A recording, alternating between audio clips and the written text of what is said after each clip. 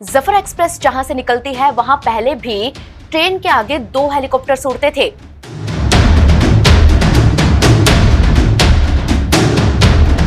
पाकिस्तान ने दुनिया को बताया कि ग्वादर पोर्ट उसे फ्री में मिला है, लेकिन हकीकत कुछ और थी। उन 3 रियासतों को जिन्ना ने रातों रात इंडिपेंडेंट डिक्लेयर कर दिया।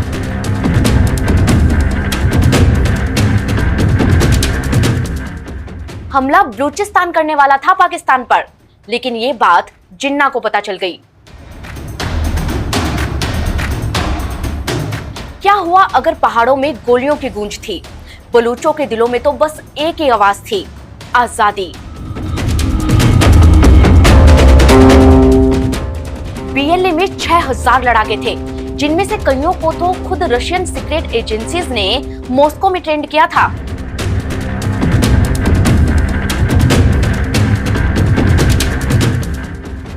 चीन का लालच और पाकिस्तान की गद्दारी ने बलूचों की तकदीर को फिर से लहूलुहान कर दिया। लेकिन ये जंग खत्म नहीं होगी, ये तो महज शुरुआत है। कहानी शुरू होती है 1783 से। बलूचिस्तान की सबसे बड़ी रियासत कलात पर किंग मीर नासिर खान का रूल था। खान एक दिन अपने कैसल में रेस्ट कर रहे थे, तभी उनसे मिलने पहुंचे दाद करीम मिरवारी। मिरवारी मकरान के सरदार थे, जो उन दिनों कलात की ही एक जागीर हुआ करता था। उनके साथ थे ओमान प्रिंस सईद सुल्तान, जिन्हें देख खान ऑफ क्लॉथ दंग रह गए, क्योंकि ओमान उन दिनों एक बहुत पावरफुल किंगडम था और वहां के प्रिंस का अचानक ऐसे आना काफी सरप्राइजिंग था। इसलिए उन्होंने प्रिंस का खूब वेलकम किया और उनसे अचानक कलात आने का रीजन पूछा। प्रिंस ने उन्हें बताया कि ओमान में सिविल वॉर छिड़ गया है, ऐसे में किंग बनने के लिए उन्हें मिलिट्री हेल्प चाहिए। लेकिन खान ऑफ क्लॉथ इन सब में इन्वॉल्व नहीं होना चाहते थे, इसीलिए उन्होंने मिलिट्री हेल्प देने से इनकार कर दिया। हालांकि उन्होंने प्रिंस को कुछ ऐसा दिया जो कि मिलिट्री हेल्प से भी ज्यादा पावरफुल था, और ये था बलूचिस्तान का पोर्ट ऑफ ग्वादर। ओमान, वो कंट्री जो 3 तरफ से गल्फ से घिरी थी। ऐसे में फॉरेन ट्रेड के लिए पोर्ट की वैल्यू एक ओमानी से बेहतर और कौन समझ सकता था। पोर्ट पाकर प्रिंस की खुशी का ठिकाना नहीं रहा, लेकिन खान ऑफ क्लॉथ ने प्रिंस के सामने ये कंडीशन रखी कि जैसे ही वो ओमान के किंग बन जाएंगे, वैसे ही मकरान के लोगों को ये पोर्ट वापस लौटा देंगे। प्रिंस ने उनकी बात मान ली और फिर से ओमान लौट आए। यहाँ आकर उन्होंने अपने मिलिट्री पावर को असेंबल किया और दुश्मनों को हराकर राजा बनने में कामयाब हो गए। लेकिन वादे के मुताबिक उन्होंने ग्वादर पोर्ट रिटर्न नहीं किया, बल्कि यहाँ अपने गवर्नर अपॉइंट कर दिए। इधर खान ऑफ क्लॉथ को लगा कि अब पोर्ट तो उन्हें वापस मिल ही जाएंगे, इसलिए उन्होंने अपने दामाद मीर खान द फर्स्ट को ये पोर्ट दहेज में दे दिया। मीर खान कलात के पड़ोसी लास्पेला के किंग थे।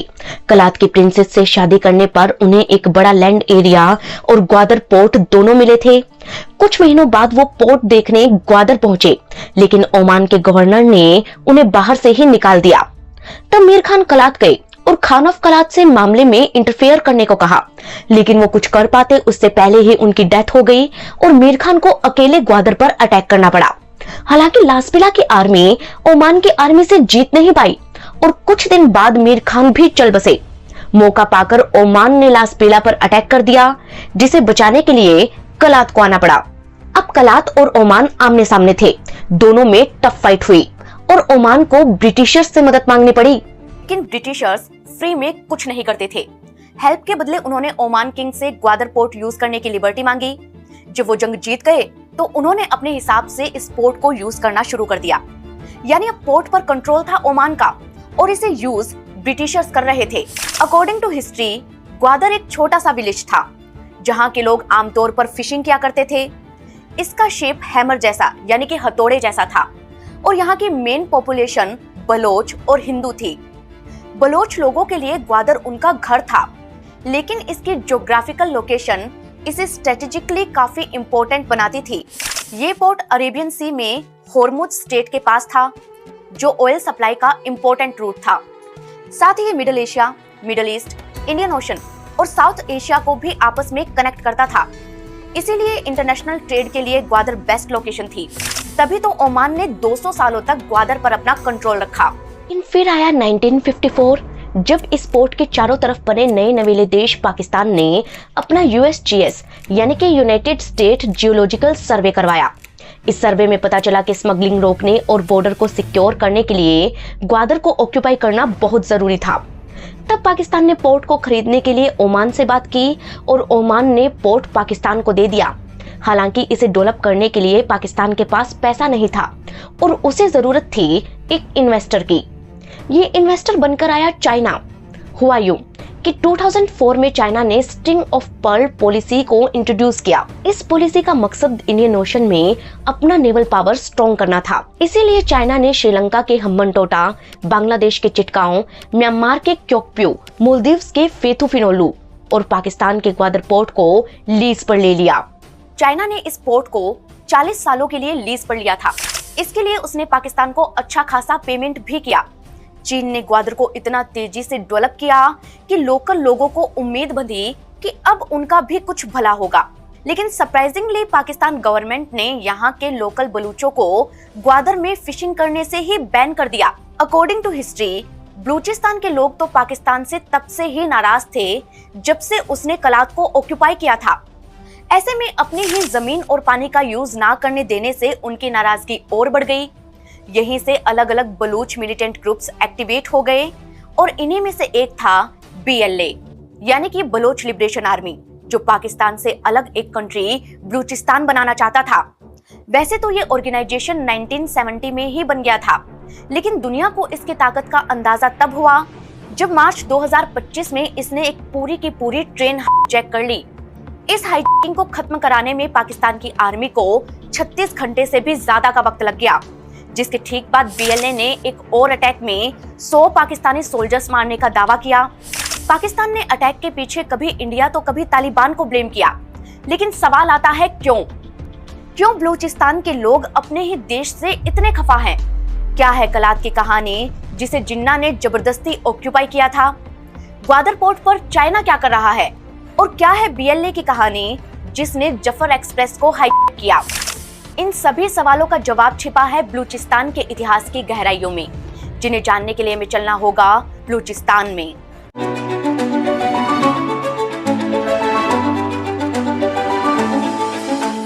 देश की राजधानी दिल्ली से करीब 1600 किलोमीटर दूर पाकिस्तान की 4 रियासतों कलात, खारान, लासबेला और मकरान को मिलाकर बनता है बलूचिस्तान। आज ये पाकिस्तान का सबसे बड़ा प्रोविंस है। पाकिस्तान की 44% लैंड बलूचिस्तान के पास है। ये इतना बड़ा है कि यूरोप के कई देश इसमें एक साथ फिट हो सकते हैं। यहाँ गोल्ड, यूरेनियम, कोल और कॉपर की बड़ी बड़ी माइंस है। जमीन से गैस और ऑयल निकलता है। पाकिस्तान का 40% गैस प्रोडक्शन बलूचिस्तान से होता है। वहीं मीडिया रिपोर्ट्स की माने तो यहाँ की माइंस में 40 करोड़ टन गोल्ड छिपा है, जिसकी वैल्यू $2 ट्रिलियन से भी ज्यादा की है। कई सर्वे बताते हैं कि बलूच लैंड के नीचे टोटल 590 करोड़ टन मिनरल जमा है। वहीं पाकिस्तान का सेकंड लार्जेस्ट डेजर्ट चोलिस्तान भी यही है, जहां पाकिस्तान ने न्यूक्लियर टेस्ट चगाई 2 किया था। पाकिस्तान का थर्ड लार्जेस्ट पोर्ट ग्वादर भी बलूचिस्तान में है। आज इस एरिया में मेजरली बलूच रहते हैं, जो अपने ट्रेडिशन, कल्चर, लैंग्वेज और आइडेंटिटी को लेकर काफी पैट्रियोटिक माने जाते हैं। लेकिन एक वक्त ऐसा भी था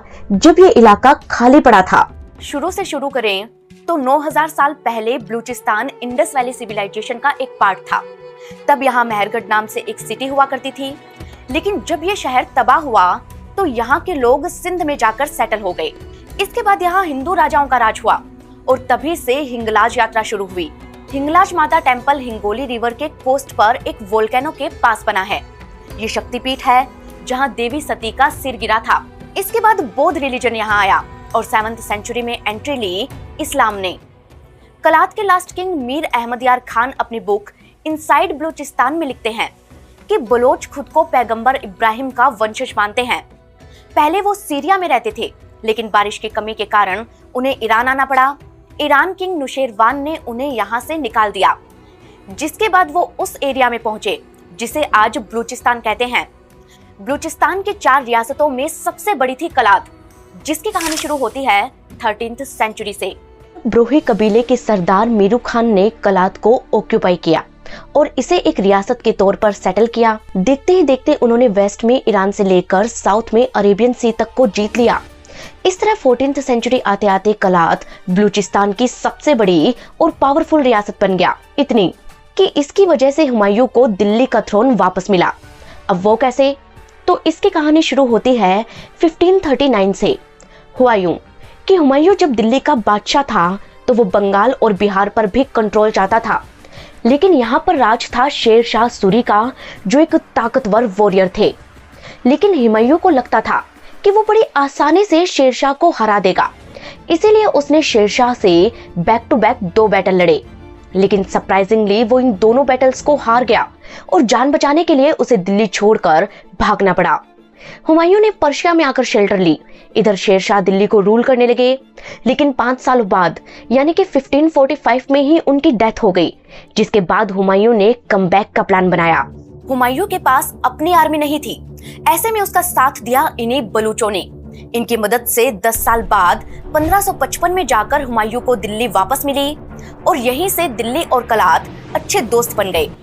हालांकि आने वाले सालों में मुगलों ने कलात को भी अपना सब स्टेट बना लिया, जहां रूल तो खान ऑफ कलात का था, लेकिन उन्हें मुगलों को टैक्स देना पड़ता था। अकबर, जहांगीर, शाहजहां के रूल में कलात मुगल एम्पायर का ही पार्ट रहा, लेकिन 1666 में जब औरंगजेब कमजोर पड़ने लगा, तब पहली बार खान ऑफ कलात ने रिवोल्ट किया और क्वेटा और कलात को आजाद करवा लिया। इसके बाद कलात का पावर दिन पर दिन बढ़ता गया। कलात की सेफ्टी के लिए खान ने एक फोर्ट बनवाया, जिसकी दीवार the great wall of China जैसी मजबूत थी। उन्होंने अपने आसपास की रियासतों मकरान, लासबेला और खारान को भी अपना सब स्टेट बना लिया। लेकिन वो ये नहीं जानते थे कि आगे चलकर इन्हीं रियासतों के कारण कलात को भी पाकिस्तान का हिस्सा बनना पड़ेगा। मकरान, लासबेला और खारान ने पाकिस्तान को बलूचिस्तान का एक्सेस कैसे दिया, इसकी कहानी मैं आपको आगे सुनाऊंगी, क्योंकि पहले हमें जानना होगा इन रियासतों का इतिहास, जिसमें पहली कहानी आती है लासबेला की। लासबेला को 1742 में जमोटा कबीले के सरदार जाम अली खान ने बसाया। उनके बाद किंग बने मीर खान फर्स्ट, जिन्होंने कलात की प्रिंसेस यानी कि मीर नासिर खान की बेटी से निकाह किया। इसी शादी में उन्हें ग्वादर पोर्ट दहेज में मिला, जिस पर ओमान किंग का कंट्रोल था। काफी ट्राई करने के बावजूद मीर खान ये पोर्ट वापस नहीं ले पाए और इसी बीच उनकी डेथ हो गई। तब ओमान ने लासबेला पर अटैक कर दिया, जिसे बचाने के लिए उसे कलात की हेल्प लेनी पड़ी। कलात ने लासबेला को बचा लिया और अली खान को यहाँ का नया किंग बनाया। लेकिन यहीं से लासबेला भी कलात का स्टेट बन गया, जो कलात को टैक्स तो नहीं देता था, लेकिन उसके लिए अलग अलग बैटल लड़ता था। माने लासबेला पर रूल भले ही अली खान करते थे, लेकिन दबदबा कलात का था। इसी वजह से लासबेला के रूलर परेशान रहने लगे और 1830 में वहां के किंग मीर खान II ने कलात के खिलाफ रिवोल्ट कर दिया। हालांकि कलात की आर्मी ने मीर खान को हरा दिया और जान बचाकर उन्हें कराची भागना पड़ा, जिसके बाद उन्होंने खान ऑफ कलात को लेटर लिखकर माफी मांगी और दोबारा किंग बनाने की रिक्वेस्ट की। खान ऑफ कलात ने उन्हें माफ भी कर दिया, लेकिन मीर खान बार बार विद्रोह करते रहे। इसीलिए 1876 में कलात ने उनसे एक एग्रीमेंट पर सिग्नेचर करवाए और उन्हें लासबेला को कलात का ऑफिशियल स्टेट डिक्लेयर करना पड़ा। लेकिन कलात की गुलामी करके लासबेला के नवाब कभी खुश नहीं रहे और कुछ ऐसा ही हाल मकरान का भी था। ज्योग्राफिकली मकरान वो एरिया था जो अरेबियन सी से बॉर्डर शेयर करता था, लेकिन इसे बसाया था एक मारवाड़ी ने। जी हाँ, 17th सेंचुरी में मारवाड़ के घिचकी गांव से जगत सिंह यहाँ आकर रहने लगे। यहाँ के ज्यादातर लोग मुस्लिम थे, जिनका लीडर बनने के लिए उन्होंने इस्लाम कबूल कर लिया। अपनी एक छोटी सी आर्मी बनाकर उन्होंने पूरे मकरान को कैप्चर किया और यहीं से मकरान में घिचकी डायनेस्टी की शुरुआत हुई। लेकिन आगे चलकर ये 2 ग्रुप्स में डिवाइड हो गए और आपस में ही लड़ने लगे, जिसकी वजह से मकरान कमजोर पड़ गया और मौका देखकर कलात किंग मीर नासिर खान ने मकरान पर अटैक कर दिया। कहते हैं कि नासिर खान मकरान को जीत भी गए, लेकिन घिचकियों ने अहमद शाह अब्दाली को मदद के लिए बुला लिया। अब्दाली की वजह से नासिर खान को पीछे हटना पड़ा, लेकिन वो ये समझ गए कि मकरान पर रूल करने के लिए उन्हें लोगों को अपने साथ लेना होगा। उन्होंने घिचकियों को मीटिंग के लिए इनवाइट किया और उन्हें मकरान का ऑफिशियल रूलर डिक्लेयर कर दिया। बदले में घिचकियों ने कलात को मकरान के रेवेन्यू का 50% टैक्स के तौर पे करने का वादा किया। 1775 में ये एग्रीमेंट हुआ, जिसके बाद मकरान कलात का स्टेट बन गया। हालांकि कुछ साल बाद मकरान की इकोनॉमी डाउन आने लगी, क्योंकि एक तो उन्हें अपने रेवेन्यू का 50% कलात को देना पड़ रहा था, ऊपर से ग्वादर पोर्ट भी ओमान के पास चला गया। अब मकरान को कलात से आजादी चाहिए थी, इसलिए वहां रिवोल्ट होने लगे। लेकिन कलात ने ब्रिटिशर्स की हेल्प से इन्हें कुचल दिया और मकरान को ना चाहते हुए भी गुलाम रहना पड़ा। कुछ ऐसा ही हाल खारान का भी था। इसकी कहानी शुरू होती है 17th सेंचुरी से। मकरान में पीर कजिया ट्राइब के लोग रहते थे, जिनके पड़ोस में था पर्शिया। पर्शिया के राजा नौशेरवान इतने डैशिंग और फिलैंथ्रोपिस्ट थे कि उन्हें नौशेरवान ए आदिल कहा जाता था। पीर कजियों के सरदार भी उनसे इम्प्रेस थे, इसीलिए उन्होंने किंग को खारान इनवाइट किया। यहाँ उनका जबरदस्त वेलकम किया गया और सरदार ने उन्हें अपनी प्रिंसेस से शादी करने का ऑफर दिया। खारान की प्रिंसेस बला की खूबसूरत थी, इसीलिए किंग शादी के लिए मान गए। दहेज में उन्हें पूरा खारान मिला और आगे चलकर उन्हीं के वंशज दिनार खान ने खारान को एक रियासत के तौर पर सेटल किया। लेकिन उनके पड़ोसी खान ऑफ क्लात खारान पर कब्जा करना चाहते थे, पर खारान लासबेला और मकरान की तरह कमजोर नहीं था, इसीलिए उन्होंने अटैक करने की बजाय सही मौके का इंतजार किया और ये मौका उन्हें मिला 1730 में। हुआ यूं कि तब खारान किंग थे पुरदिल खान और पर्शिया पर रूल था नादिर शाह का। एक दिन नादिर शाह ने पुरदिल खान से मिलना चाहा और उन्होंने इनविटेशन देकर भेजा खान ऑफ क्लात को, लेकिन खान ये मैसेज लेकर गए ही नहीं, उल्टा नादिर शाह से कह दिया कि पुरदिल खान उनसे मिलना नहीं चाहते। ये सुनते ही नादिर शाह भड़क गया और खारान पर अटैक कर दिया। पुरदिल खान को जान बचाकर भागना पड़ा, हालांकि बाद में उसने नादिर शाह को सब सच बता दिया।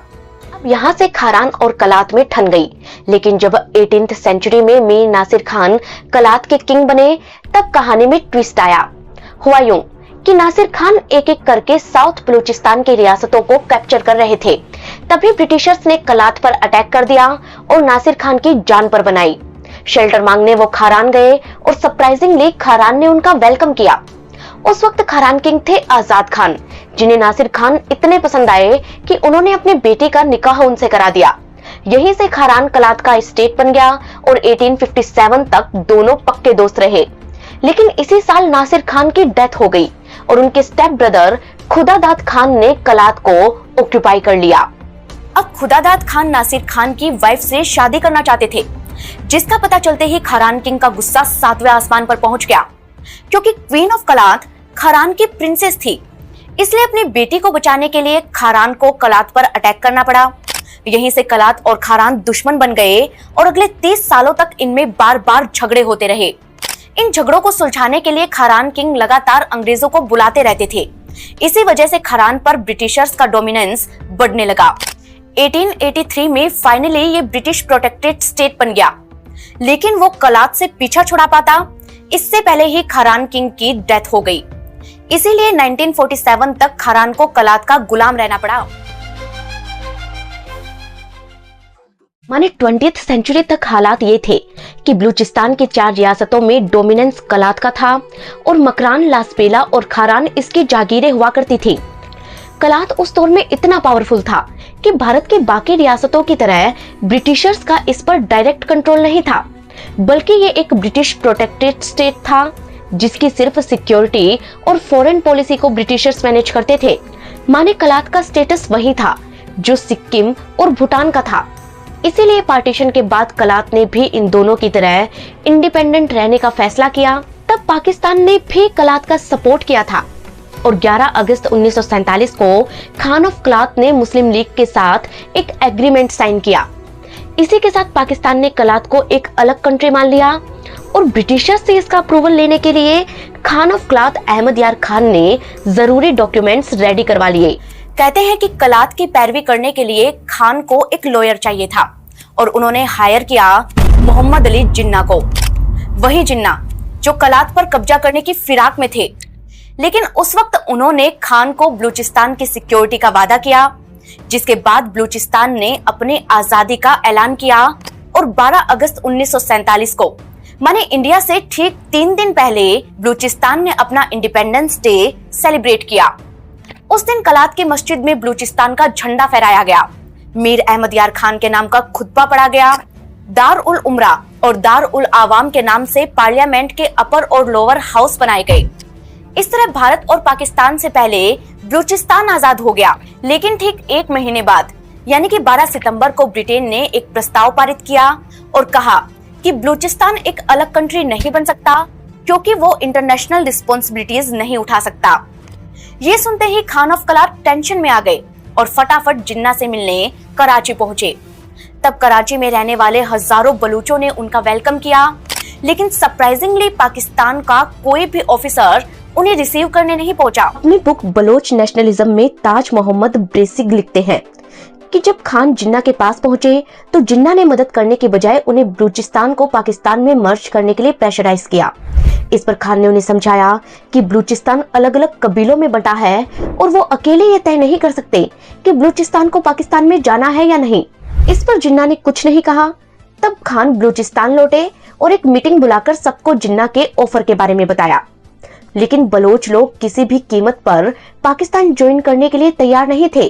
कलात के लीडर घोष बख्श बिजेंजो ने दारुल आवाम में खुद कहा कि ईरान और अफगानिस्तान की तरह हमारा कल्चर भी अलग है।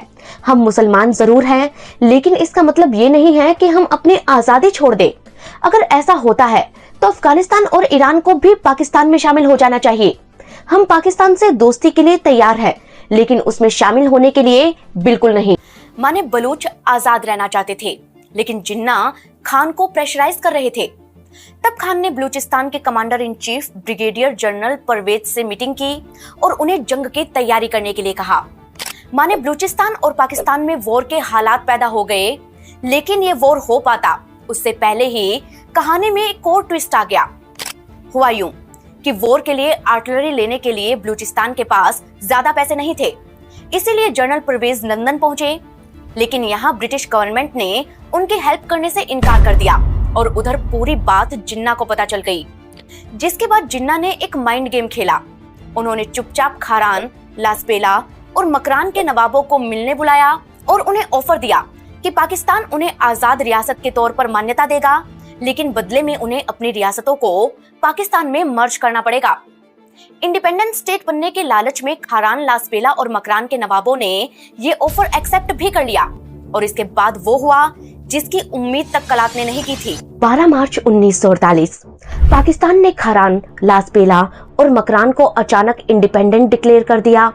बदले में इन तीनों रियासतों ने पाकिस्तान ज्वाइन कर लिया। इस तरह एक ही झटके में कलात का 75% एरिया पाकिस्तान में चला गया और खान ऑफ कलात अकेले पड़ गए।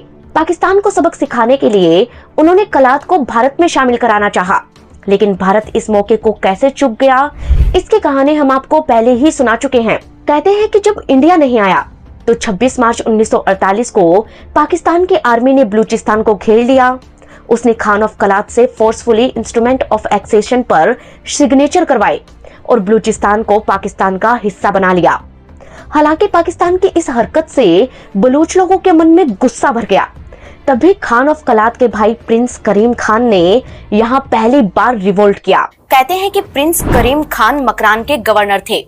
जब उन्हें पता चला कि मकरान ने पाकिस्तान ज्वाइन कर लिया है तो उन्होंने सारे रिसोर्सेज कलात को ट्रांसफर कर दिए। इसके बाद उन्होंने देशभक्त बलूचों का एक ग्रुप बनाया और पाकिस्तान के खिलाफ विद्रोह कर दिया। 1948 में पहली बार बलूच रिवोल्ट हुआ जो 1950 तक चला। इसे कुचलने के लिए पाकिस्तान ने करीम खान को फांसी दे दी। बावजूद इसके 2 और रिवोल्ट हुए, लेकिन पाकिस्तान का पूरा फोकस कश्मीर और ईस्ट पाकिस्तान पर था। इसीलिए वहां की गवर्नमेंट ने बलूचों की कमान आर्मी को दे दी। हिस्ट्री कहती है कि पाकिस्तान की आर्मी पर हमेशा से ही पंजाबियों का दबदबा रहा है। पंजाबियों को बलूचों के दुखों से कोई लेना देना नहीं था, इसीलिए आर्मी ने यहाँ जबरदस्त सख्ती दिखाई। जिसने पाकिस्तान के खिलाफ आवाज उठाई, आर्मी ने उसे खूब टॉर्चर किया। इससे बलूचों का गुस्सा बढ़ता गया और 1970 में कुछ बलूच स्टूडेंट्स ने मिलकर बनाई BLA यानी कि Baloch liberation army. BLA Pakistan, Iran और अफगानिस्तान के बलूच एरिया को मिलाकर इंडिपेंडेंट बलूचिस्तान बनाना चाहता था। बलूचिस्तान में 2 कबीले हैं, मारी और बुख्ती। इन दोनों पर ही BLA का दबदबा था। BLA में टोटल 6000 फाइटर थे, जिनमें 2000 अच्छी तरह से ट्रेंड थे। इनमें से कुछ को तो रशियन सीक्रेट एजेंसी KGB ने मॉस्को में ट्रेंड किया था। BLA के अग्रेशन की कहानी शुरू होती है 1973 से, जब पाकिस्तान ने बलूचिस्तान को अपना एक प्रोविंस बनाया। लेकिन यहाँ के इलेक्टेड गवर्नमेंट को उसने डिसमिस कर दिया। इससे बलूच विद्रोह पर उतर आए और इस पर उनका रिवोल्ट पूरे 5 सालों तक चला। उस वक्त पाकिस्तान के लीडर जुल्फिकार अली भुट्टो ने इराक, अफगानिस्तान, भारत और यूएसएसआर पर बीएलए को सपोर्ट करने के एलिगेशन लगाए, लेकिन एक बार भी उन्होंने बलूचों का दर्द जानने की कोशिश नहीं की। अपनी नाराजगी जाहिर करने के लिए बलूचों ने कभी प्लेन चेक किया तो कभी पाकिस्तान का न्यूक्लियर टेस्ट रोकने की कोशिश की, लेकिन पाकिस्तानी आर्मी का टॉर्चर नहीं रुका। फिर आया साल 2005, जिसने हालात और बिगाड़ दिए। हुआ यूं कि 2 जनवरी 2005 की बात है। बलूचिस्तान में सुई नाम की एक जगह है। यहाँ पाकिस्तान पेट्रोलियम लिमिटेड हॉस्पिटल है, जिसकी एक डॉक्टर ड्यूटी के बाद घर जाकर रेस्ट कर रही थी। तभी पाकिस्तानी आर्मी का एक कैप्टन वहाँ पहुँचा और रात भर डॉक्टर से किया। अगले दिन जब ये बात लोगों को पता चली तो पूरे के पूरे बलूचिस्तान में कोहराम मच गया। लोगों ने लेडी डॉक्टर के लिए इंसाफ की मांग की, लेकिन पाकिस्तान ने कैप्टन के खिलाफ कोई एक्शन नहीं लिया, क्योंकि करने वाला कैप्टन जनरल परवेज मुशर्रफ का खासम खास था। इसीलिए आर्मी ने लेडी डॉक्टर को ही धमकाना शुरू कर दिया। ये सब कुछ जो हो रहा था वो बलूचिस्तान की धरती पर हो रहा था, जो बलूचों के कायदे के पूरी तरह खिलाफ था। इसीलिए बलोच लीडर अकबर खान बुख्ती आगे आए और सरकार से आरोपी कैप्टन के खिलाफ एक्शन लेने की डिमांड की, लेकिन सरकार ने उनकी भी एक ना सुनी, जिससे खफा बलूच लड़ाकों ने सोई गैस फील्ड पर रॉकेट अटैक कर दिया। इस हमले से नाराज मुशर्रफ ने रातों रात 5000 सोल्जर्स बलूचिस्तान भेजे, जिन्होंने घर घर जाकर बुख्ती की तलाश शुरू कर दी। जान बचाने के लिए बुख्ती भांबूर के पहाड़ों में छिप गए, लेकिन 26 अगस्त 2006 को इन्हीं पहाड़ों पर एयर स्ट्राइक करके पाकिस्तान ने बुख्ती समेत दर्जन भर लड़ाकों को मार गिराया। बुख्ती का मर्डर पाकिस्तान के लिए एक बड़ी विक्ट्री थी। उसे लगा कि इससे बलूच लिबरेशन मूवमेंट कमजोर पड़ जाएगा, लेकिन हुआ इसके ठीक उलट। बुख्ती की मौत के बाद पूरा बलूचिस्तान जल उठा। हजारों बलूच नौजवानों ने पाकिस्तान के खिलाफ बने अलग अलग मिलिटेंट्स ग्रुप ज्वाइन कर लिए। बदला लेने के लिए बीएलए ने पाकिस्तानी आर्मी पर ताबड़तोड़ अटैक किए। यहाँ तक कि जनरल परवेज मुशर्रफ के मरने की भी कोशिश की गई।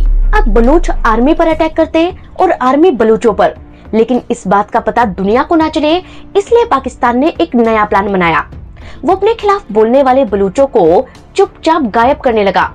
मीडिया रिपोर्ट्स की माने तो पिछले 15 सालों में 5000 बलूचों को सिस्टमैटिक ढंग से गायब किया जा चुका है। 2005 से 2015 10 सालों में बलूचिस्तान के हालात लगातार बिगड़ते गए। इधर 2015 में चाइना की एंट्री ने सिचुएशन को बद से बदतर कर दिया। हुआ यूं कि 2013 में चाइना ने पाकिस्तान के साथ मिलकर चाइना पाकिस्तान इकोनॉमिक कॉरिडोर यानी सीपीईसी को इंट्रोड्यूस किया, जिसका फर्स्ट पार्ट था बेल्ट एंड रोड इनिशिएटिव। इसमें चाइना ने पाकिस्तान से ग्वादर पोर्ट को लीज पर लिया और इसे डेवलप करवाया। पास में ही उसने बहुत बड़ा एयरपोर्ट भी बनवाया। वहीं दूसरी तरफ Canadian mine company Barrick Gold ने बलूचिस्तान की रिकोडिक माइन का 50% पार्ट खरीद लिया और यहाँ माइनिंग शुरू कर दी। इस तरह बलूचिस्तान के रिसोर्सेज का सौदा करके पाकिस्तान ने अरबों रुपए कमाए और बलूच खाली हाथ रह गए। नाराज बलूचों ने बार बार कहा कि चाइना उनके रिसोर्सेज का यूज कर रहा है।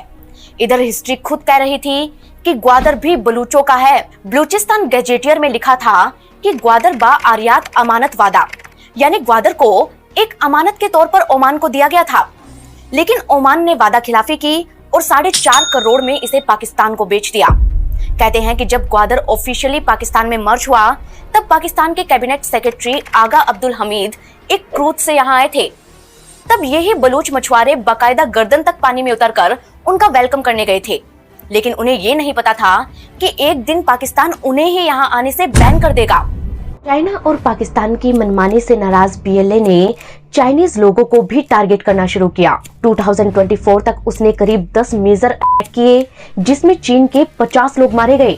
लेकिन बीएलए का सबसे भयानक अटैक अब भी बाकी था और ये अटैक था जफर एक्सप्रेस हाईटेक। मार्च 2025 की ये बात है। बलूचिस्तान की कैपिटल है क्वेटा, जहां से चलती है जफर एक्सप्रेस। 1600 किलोमीटर 30 घंटे 30 स्टॉपेज का सफर करके ये ट्रेन पेशावर तक जाती है। 11 मार्च को ये ट्रेन इसी सफर पर रवाना हुई। इसमें पाकिस्तान पुलिस और आईएसआई के एजेंट्स भी मौजूद थे, जो पंजाब जा रहे थे।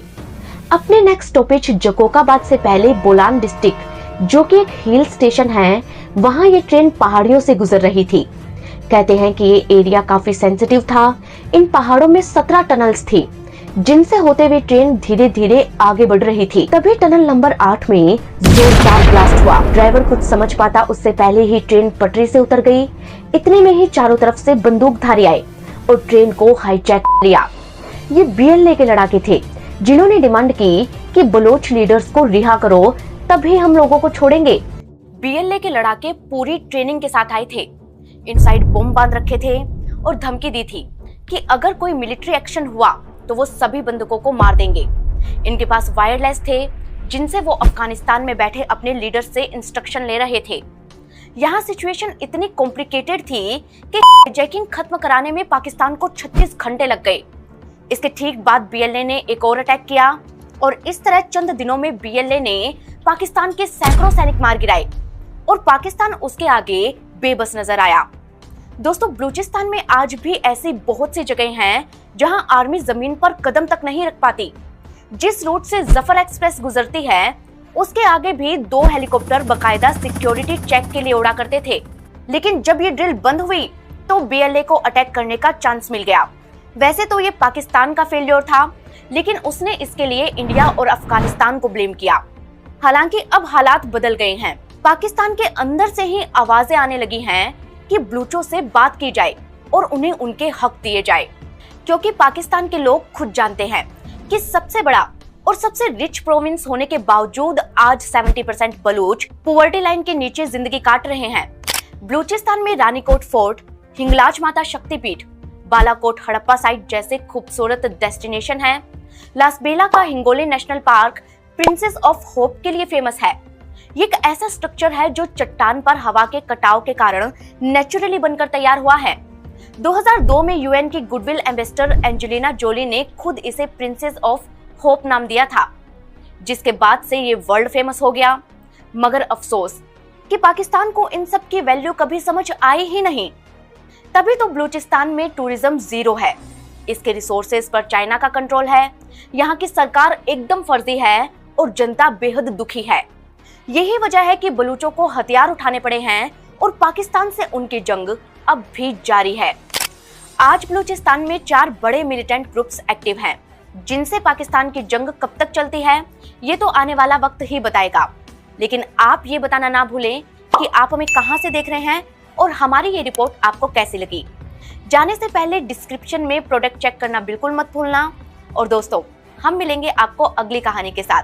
तब तक के लिए धन्यवाद।